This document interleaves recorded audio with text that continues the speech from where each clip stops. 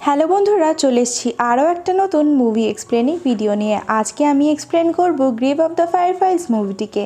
মুভিটি দেখলে আপনার চোখে জল আসতে বাধ্য হবে, তাই চেষ্টা করুন মুভিটি না স্ক্রিপ্ট করে দেখার। তো বেশি দেরি না করে চলো মুভিটি শুরু করা যাক। গল্পটা শেষ হয় 21শে সেপ্টেম্বর 1945 সালে জাপানের এক রেল স্টেশনে। একটি কিশোর ছেলের মৃত্যুর কোলে ঢলে পড়ে। পরিচ্ছন্নতা কর্মীদের আভাব দেখে বোঝা যাচ্ছিল এটা এখানকার প্রতিদিনেরই চিত্র। এইমাত্র মারা যাওয়া ছেলেটার নাম ছিল সেইতা। সেইতার পকেট থেকে পাওয়া যায় চকলেটের একটি বাক্স। রেল স্টেশনের পরিষ্কার কর্মীরা ছুঁড়ে ফেলে দেয়। চকলেটের বাক্সটা থেকে অনেকগুলো জোনাকি এবং ফুটফুটে একটি বাচ্চা মেয়ের আত্মা বার হয়ে আসে। এইমাত্র মারা যাওয়া সেইতার আত্মাও চলে আসে। দুই ভাই বোনের আত্মা একটি ট্রেনে চড়ে অজানা এক গন্তব্যে রওনা দেয়। এরপর গল্পটা কিছুটা পেছনে ফিরে আসে। সময়টি ছিল দ্বিতীয় বিশ্বযুদ্ধের সময়। আমেরিকা এবং জাপানের যুদ্ধ চলছিল। যে কোনো সময় যুদ্ধ বিমান থেকে বসতবাড়িতে বোমা হামলা হতে পারে। তাই সেইতা তাদের প্রয়োজনীয় কিছু জিনিসপত্র এবং কিছু শুকনো খাবার বাড়ির উঠোনে গর্ত করে মাটির নিচে পুঁতে রাখছিল। সেইতার মা বলে নিরাপদ আশ্রয়ের কেন্দ্রে গিয়ে সেইতা আর তার ছোট বোন সেতসুকোর জন্য জায়গা রাখবে। হামলা থামার পর সেইতা যেন সেতসুকোকে নিয়ে আশ্রয় কেন্দ্রে চলে আসে। হঠাৎ করে সাইরেন বেজে ওঠে আর আকাশ থেকে বৃষ্টির মতন গোলাবর্ষণ শুরু হয়। হামলার শেষে বিমান চলে যাওয়ার পর সেইতা এবং তার ছোট বোন সেতসুকো বাড়ির কাছে গিয়ে দেখে চারিদিকে শুধু ঘরবাড়ি আর মানুষের পোড়া মৃতদেহের এক বাজে গন্ধ।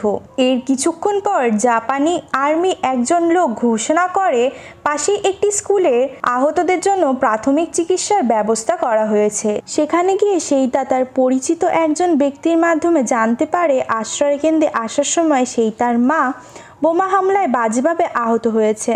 আহত মাকে দেখলে ছোট বোন সেতসুকো হয়তো সহ্য নাও করতে পারে।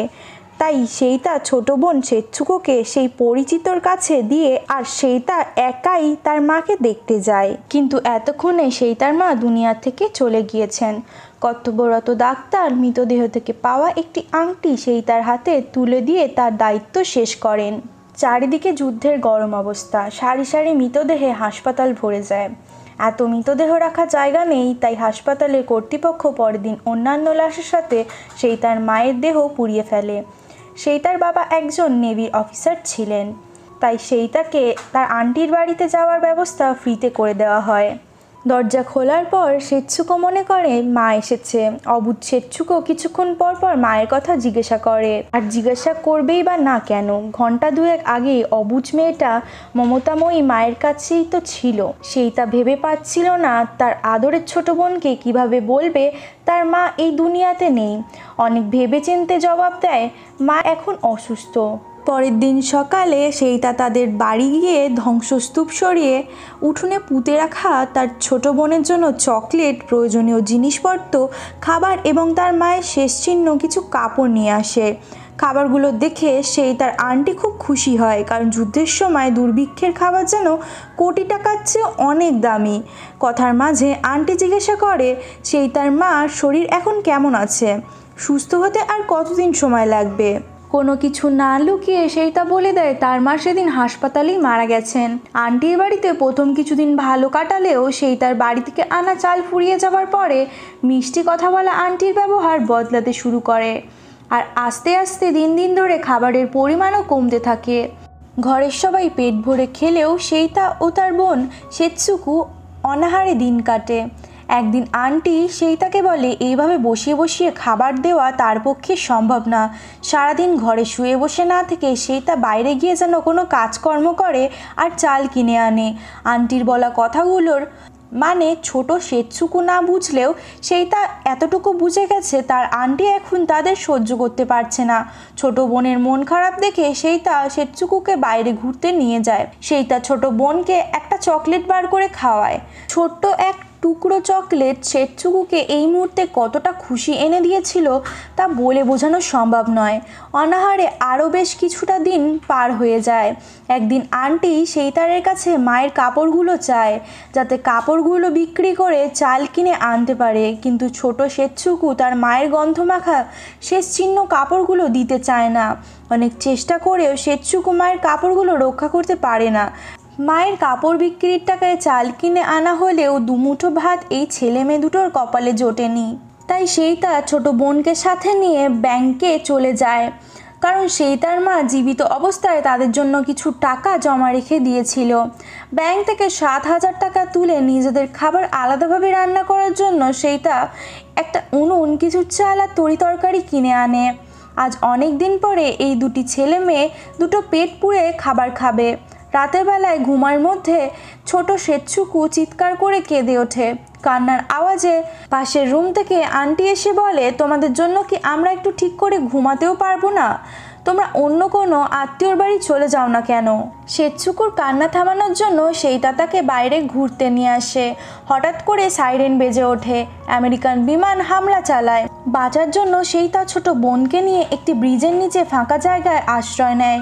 কিছুক্ষণ পরে সেইতা ভাবে, আমরা এখানে থাকার ব্যবস্থা করে নিতে পারলে কেমন হয়? তাহলে তো আর আন্টির বাজে কথাগুলো শুনতে হবে না। পরের দিন রান্না করার উনুন এবং প্রয়োজনীয় জিনিসপত্র নিয়ে দুই ভাই বোনে ব্রিজের নিচে চলে আসে। অনেক দিন পরে এই দুই ছেলে মেয়ে দুটো একটু শান্তির দেখা পেয়েছে। সন্ধ্যের পরে শেঠচুকু অন্ধকারে ভয় পাচ্ছিল, তাই সেইতা বাইরে থেকে অনেকগুলো জোনাকি ধরে এনে মশারির মধ্যে ছেড়ে দেয়। পরের দিন সকালে শেঠচুকু মরে যাওয়া জোনাকি পোকাগুলোকে মাটিতে খুঁড়ে চাপা দিচ্ছিল, আর তারপর তার ভাই চলে আসে আর তার ভাইকে বলে, মাকেও এইভাবে মাটিতে চাপা দেওয়া হয়েছে তাই না? আন্টি আমাকে বলেছিল মা মারা গেছেন। সেইতা জবাব দিতে পারছিল না, শুধু সেইতার চোখ দিয়ে নীরবে জল ঝরে পড়ছে। দুই ভাই বোনে খাবারের সন্ধানে বাইরে যাওয়ার পরে গ্রামের কিছু দুষ্টু ছেলেরা এসে সেইতা আর শেঠচুকুর থাকার জায়গাটিকে নষ্ট করে দেয় এবং প্রয়োজনীয় কিছু জিনিসপত্র চুরি করে নিয়ে চলে যায়। এই মুহূর্তে নতুন করে চাল বা জিনিসপত্র কেনার মতন হাতে আর টাকা নেই। এতদিন যে কৃষকের কাছ থেকে তারা চাল কিনতো সে বলে দিয়েছে টাকা ছাড়া সে চাল দেবে না।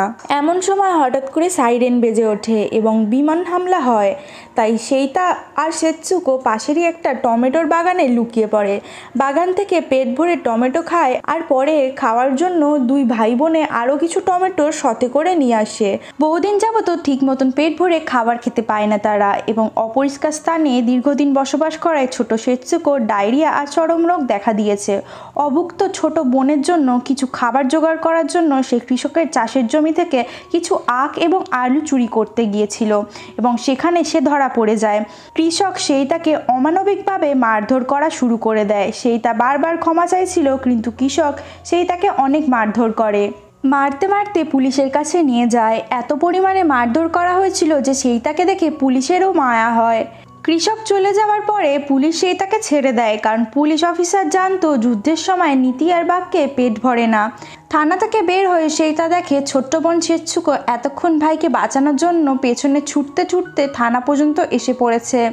এই রাতের পরে সেইতা নিজের চিন্তায় পরিবর্তন আনে। বিমান হামলা হলে সবাই যখন ঘর বাড়ি ছেড়ে পালাতো, তখন সেইতা করতো ঠিক উল্টোটা। হামলাগ্রস্ত এরিয়ায় ফাঁকা বাড়িগুলোতে ঢুকে খাবার এবং প্রয়োজনীয় জিনিসপত্র নিয়ে আসে, তারপর বোনের জন্য খাবার রান্না করে দেয়। কিন্তু এভাবে আর কতদিনই বা চলবে? কিন্তু এভাবে তো আর মানুষ বাঁচে না। শেঠচুকু দিন দিন প্রচুর দুর্বল হয়ে যাচ্ছে, তাই চিকিৎসার জন্য ছোট বোনকে ডাক্তারের কাছে নিয়ে চলে আসে। ডাক্তার শেঠচুকুকে দেখে পরীক্ষা করে বলে, পুষ্টিকর খাদ্য অভাবে শেঠচুকু দিন দিন অসুস্থ হয়ে যাচ্ছে। নিয়মিত পুষ্টিকর খাবার খেলে শেঠচুকু সুস্থ হয়ে যাবে। অভাব সহ্য না করতে পেরে ডাক্তারকে সে বলে, আমাকে একটু বলুন আমি পুষ্টিকর খাবার কোথায় পাবো? এবং তারপর আমরা দেখি সে তার ছোট বোনকে নিয়ে রাস্তার পাশে চলে আসে। সেখানে একটা বরফের গাড়ি ছিল এবং কিছু বরফের টুকরো পড়েছিল। সেটা দেখে সে এক টুকরো বরফ কুড়িয়ে সেই ক্ষুধার্ত বোনের মুখে তুলে দেয় আর জিজ্ঞাসা করে, তুই কি খেতে চাস বোন? আমায় একবার বল, আমি তোকে সব এনে দেবো। শেঠচুকু ভাঙা ভাঙা কণ্ঠে জবাব দেয়, আমার খুব খিদে লেগেছে দাদা, আমি একটু ভাত খাবো। ছোট বোনকে ব্রিজের নিচে রেখে সে আবারও ব্যাংকে চলে যায়, কারণ ব্যাংকে তাদের অবশিষ্ট শেষ সম্বল মাত্র 2000 টাকা ছিল। ব্যাংকে আসার পরে সেই তার লোকের মুখে শুনতে পায় যুদ্ধ থেমে গেছে, জাপান আমেরিকার কাছে পরাজিত হয়েছে, আমেরিকার সেনারা জাপানি নৌবাহিনীর সব জাহাজ ধ্বংস করেছে এবং নাবিকদের হত্যা করেছে। কথাগুলো শুনে সেই তার আর বুঝতে বাকি রইল না সে মায়ের পর তার বাবাকেও হারিয়ে ফেলেছে। বাজার করে যখন সেই তা ঘরে ফেরে তখন সে দেখে বোন সেচ্চুকো খিদের জ্বালা সহ্য না করতে পেরে পাথরের মতন শুয়ে আছে। সেই তা বোনের মুখে এক টুকরো তরমুজ তুলে দেয়, বলে তরমুজটা খা, ততক্ষণ আমি তোর জন্য ভাত রান্না করছি। আর বাকি তরমুজটা বোনের পাশে রেখে সেই তা রান্না করতে চলে যায়। কিন্তু সেই তা জানতো না এই তরমুজের টুকরোটাই তার বোনের জন্য খাওয়ার শেষ খাবার, কারণ এরপর সেচ্চুকো আর কখনোই চোখ মেলে তাকায় না। নির্বাক সেই তার সারা রাত বোনের মৃতদেহ জড়িয়ে ধরেছিল। সেই তার চোখে শুধু ছোট বোনের প্রতিচ্ছবি ভাসছে, প্রথমে মা, তারপর বাবা, আর এখন একমাত্র বোন। সম্পূর্ণ পরিবার সে এখন হারিয়ে দিয়েছে। সেই তা মানসিকভাবে ভেঙে পড়ে। যে টাকা দিয়ে কিছুক্ষণ আগে ছোট বোনের জন্য খাবার কেনার কথা ছিল, সেই টাকা দিয়েই ছোট বোনকে পোড়ানোর জন্য এখন কাঠ কিনতে হচ্ছে। আদরের একমাত্র ছোট বোনের দেহ অন্তিম সংস্কার করার পরে দাহ করা কিছু ছাই সেচ্চুকোর প্রিয় চকলেটের বাক্স ভরে নিয়ে চলে আসে সেই তা সেখান থেকে আসার পরে কোনোদিনই আর সেখানে ফেরত যায়নি, না গেছিল সেই পাহাড়ে আর না সেই গুহাতে। এইভাবে এই মুভিটি এখানে এন্ড হয়ে যায়। এই মুভিটির এন্ডিং আসলে সেই ফার্স্ট সিনটাই, যেখানে আমরা দেখেছিলাম সেই ছেলেটা স্টেশনে মারা গেছিল এবং তারপর চকলেটের বাক্সটা থেকে অনেকগুলো জোনাকি এবং ফুটফুটে একটি বাচ্চা মেয়ের আত্মা বার হয়ে আসে। আসলে যুদ্ধের মাধ্যমে শুধু স্বাধীনতা অর্জনের লড়াই হয় না, একটি যুদ্ধের কারণে ধ্বংস হয়ে যায় শত শত সংসার, অকালে মারা যায় ছোট ছোট বাচ্চা, নিষ্পাপ শিশুরা, হাজারো মানুষেরা। সেচ্চুকোর মতন নিষ্পাপ হাজারো জীবন মৃত্যুর সময় তারা এটা জানতে পারে না কি ছিল তাদের অপরাধ, যার জন্য তাদের এত বড় মৃত্যুদণ্ড দেওয়া হয়েছে। যদি এই ভিডিওটা ভালো লেগে থাকে তাহলে ভিডিওটাকে একটা লাইক করে দিও এবং কমেন্ট সেকশনে জানাতে ভুলো না তোমাদের কোন পার্টটা সব থেকে বেশি ভালো লেগেছে, আর নেক্সট কোন মুভি এক্সপ্লেনেশন দেখতে চাও সেটাও জানাতে পারো। এবং আমাদের চ্যানেলটাকে সাবস্ক্রাইব করতে ভুলো না, সাবস্ক্রাইব করে বেল আইকনটা ক্লিক করে নিও। প্রতি উইকে আমরা একটা করে ভিডিও আনি সেটা দেখার জন্য। চলো দেখা করছি আরও একটা নতুন ভিডিও নিয়ে পরের সপ্তাহে।